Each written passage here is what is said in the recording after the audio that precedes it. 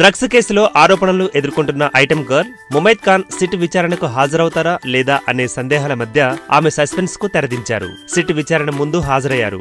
ఎలాంటి హడావిడి లేకుండా నేరుగా హైదరాబాద్ వచ్చిన ఆమె విచారణకు వచ్చారు, వెళ్లారు. మరిప్పుడు ఆమె ఎక్కడికి వెళ్లారు? మళ్లీ బిగ్ బాస్ లో అడుగు పెడతారా అనే సందేహాలు వ్యక్తమవుతున్నాయి. వాస్తవానికి బిగ్ బాస్ నియమ నిబంధనల ప్రకారం 70 రోజుల పాటు ఇంటి నుంచి బయటకొచ్చేందుకు వీలుండదు. ఒకవేళ అలా చేస్తే చట్టపరమైన చర్యలకు బాధ్యులవుతారు. ఇప్పుడు ముమైత్ ఖాన్ 10 రోజులు బిగ్ బాస్ హౌస్ లో ఉన్నారు. ఆ తర్వాత బయటకొచ్చారు.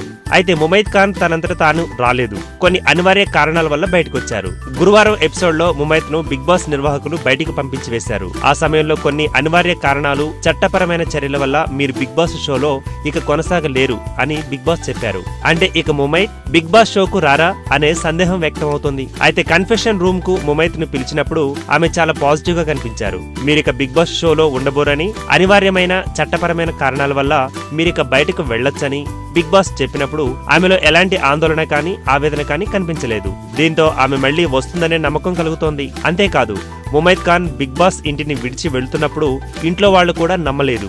కాసేపు వాళ్లంతా ఆశ్చర్యానికి గురైనా ఆ తర్వాత తేరుకున్నారు. ఆమె మళ్లీ తిరిగి వస్తుందని గట్టి నమ్మకంతో ఉన్నారు. అయితే బిగ్ బాస్ నియమ నిబంధనల ప్రకారం ఆమె బయటే ఉంటారా లేకుంటే ముమైత్ కు మినహాయింపు ఇస్తారా అనేది తెలియాల్సి ఉంది. ఎందుకంటే బర్నింగ్ స్టార్ సంపూర్ణేష్ బాబు లాగా ఇక్కడ ముమైత్ తనంతట తాను వెళ్లిపోతానని అనలేదు. ఆమెకు కొన్ని పరిస్థితులు అలా ఎదురయ్యాయి. వీటిని బిగ్ బాస్ షో నిర్వాహకులు పరిగణలోకి తీసుకుని ఉంటే ఆమె మళ్లీ బిగ్ బాస్ హౌస్ లో అడుగు పెట్టచ్చు, లేకుంటే కష్టమే. ఇందుకు తెరపడాలంటే 1-2 రోజులు ఆగాల్సిందే. ఈ వీడియో గనక మీకు నచ్చినట్టయితే లైక్ చేయండి, షేర్ చేయండి, సబ్స్క్రైబ్ చేసుకోండి.